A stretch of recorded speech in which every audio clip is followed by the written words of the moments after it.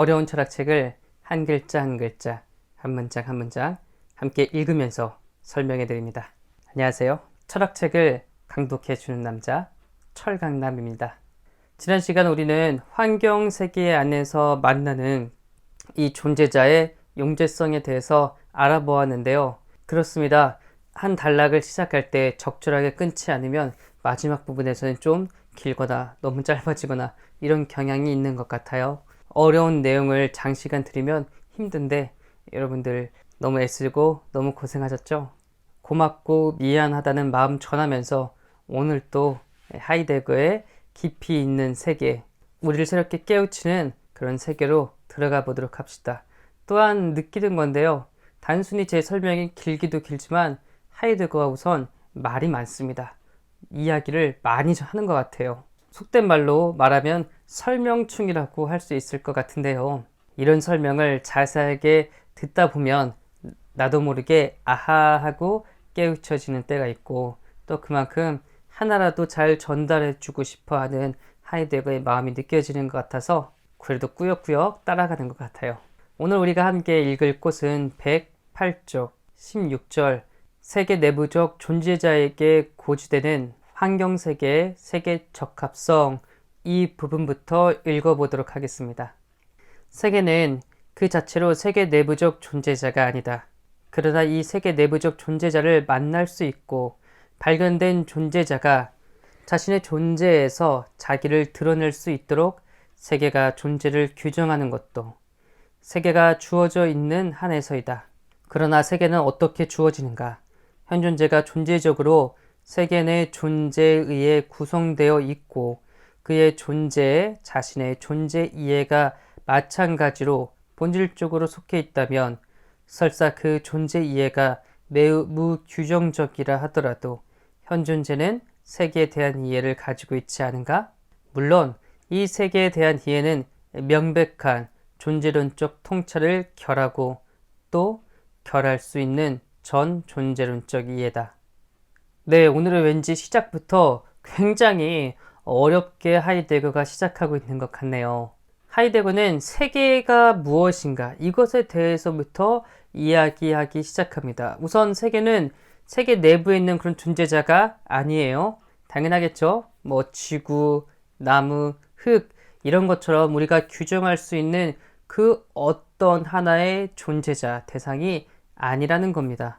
우리가 이 세상의 여러 가지들을 바라보면서 이것은 나무다, 의자다, 책상이다, 컵이다, 사람이다 이렇게 규정할 수 있는 것은 알고 보면 먼저 우리에게 어떤 특정한 세계가 주어져 있기 때문에 가능한 것이야 라고 하이데거가 계속 이어서 이야기를 해요. 그러면 이 세계는 어떻게 주어져 있을까요? 도대체 우리는 우리 주위의 세계가 어떻게 주어져 있다고, 어떻게 존재하게 되었다고 자신있게 이야기를 할 수가 있을까요? 무엇보다 하이데거는 이렇게 이야기를 했죠. 현 존재는 세계 내 존재이다 라고 말했습니다. 세계 내 존재다 라고 하는 게 무엇인가요? 우리가 처음에 하이데거의 존재할 시간 선언을 읽으면서 봤던 그 내용을 떠올리시면 좋겠는데 세계는 우리가 이미 가지고 있는 선천적으로 가지고 있는 어떤 본질적인 것이고 그렇기 때문에 따라서 우리는 이 세계 내 존재 이해란 구조에 의해서 구성되어 있고 세계를 인식하고 있고요. 또한 이 세계를 알 수 있는 그런 이해를 가지고 있다고 말을 하고 있어요. 물론 그것이 매우 명확하지 않고 무규정적이어서 막연하게 우선 대개라는 방식으로 존재하고 있겠지만요. 그런 이해를 가지고 있겠지만요. 마치 존재라는 개념에 대해서 우리가 이해해왔던 것과 유사한 것 같습니다. 이미 존재 이해가 있기 때문에 구체적인 존재를 파악할 수 있듯이 하이데거가 보기에는 세계라는 이해를 우리가 어느 정도 가지고 있기 때문에 이 구체적인 세계에 대해서 세계 내부적 존재자에 대해서도 이야기할 수 있는 거예요.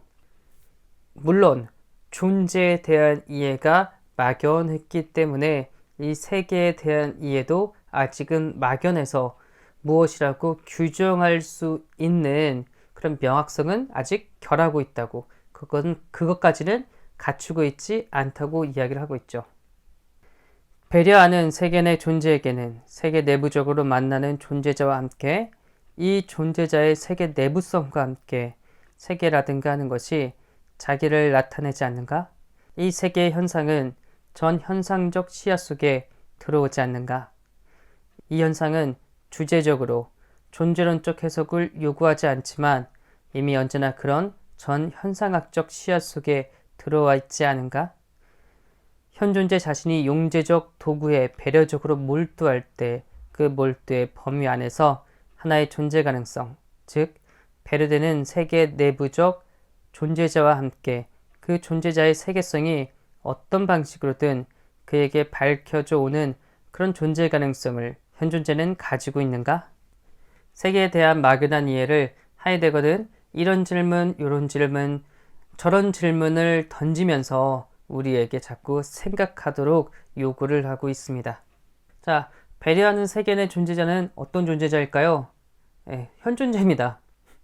그냥 현존재라고 해야 될 텐데 배려한다는 것과 세계 내 존재라는 특성을 우리가 가지고 있다는 것을 강조하기 위해서 그냥 배려하는 세계 내 존재라고 이야기를 하고 있는데요. 하이데거는 우리 현존재를 보니까 현존재는 언제나 우리 인간은 언제나 다양한 내부적 존재자들과 여러 존재자들과 함께 세계라는 현상을 이미 가지고 있지 않은가 라고 묻고 있고요.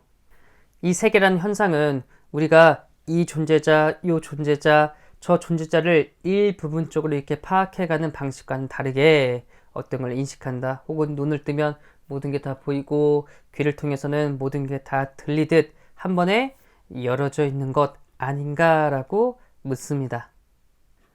또한 이 세계라는 것은 우리가 존재론적으로, 즉 묻고 또 물어서 깊이 있게 파악하는 방식이 아니라고 하더라도 우리 앞에 우선 놓여져 있는 것 아닌가라고 묻고 있고요. 또한 우리가 어떤 대상을 놓고, 즉 용재자를 놓고 연구한다고 봅시다. 이것을 통해서 바로 앞절에서 했던 것처럼 우리가 어떤 존재자들을 발견할 수 있고 어떤 세계가 열어 밝히는지 연구해서 따져보자고요. 이렇게 계속 물음으로써 밝혀질 수 있다고 한다면, 그래서 자꾸자꾸 또 다른 세계를 발견할 수 있다고 한다면 애초에 이 세계라는 현상이 우리가 가지고 있는 근원적인 그 어떤 것, 무엇 아닐까라고 하이데거가 질문을 던지고 있어요. 현존재의 그런 존재 가능성이 배려적 교섭에서 제시될 때는 그렇게 밝혀져 오는 현상을 추적해서 말하자면 그 현상을 멈추어 세워서 현상이 자기에 즉해서 스스로 제시하는 구조를 캐묻고자 시도하는 하나의 길이 열리는 것이다. 우리 현존재가 어떤 세계 현상들을 하나하나 밝히면서 가는 이런 배려적 교섭, 그것을 하이데거는 다른 말로 우리가 볼 수 있는 그런 현상을 추적하는 방법이라고 말하고 있는데요. 이걸 또 다른 말로는 현상을 멈추어 세워서 그 현상 자체가 스스로 말하게 하는 방법이라고 이야기를 하고 있습니다. 이 하이데거가 하나, 둘, 세 가지로 말하는 이런 방법들, 간단하게 말하면 어떤 방법일까요? 네, 현상학적인 방법입니다. 즉 현상학적인 환원이에요. 있는 그대로 그 현상 그 자체로 한번 바라보자고요.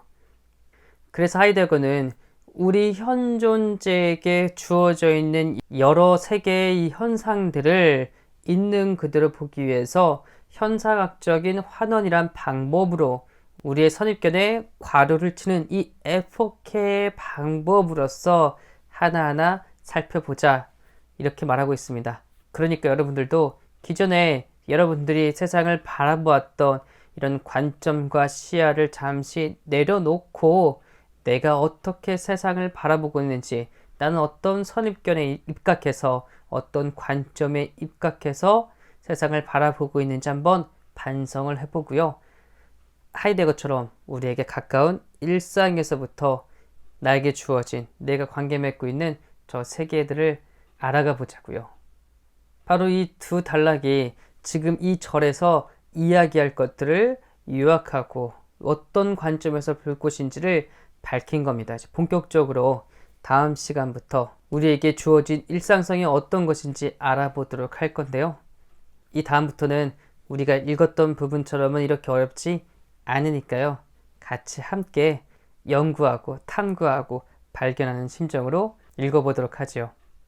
오늘도 이렇게 긴 시간 어려운 내용 같이 함께 읽는 여러분들 너무나 수고하고 애쓰셨습니다. 감사합니다.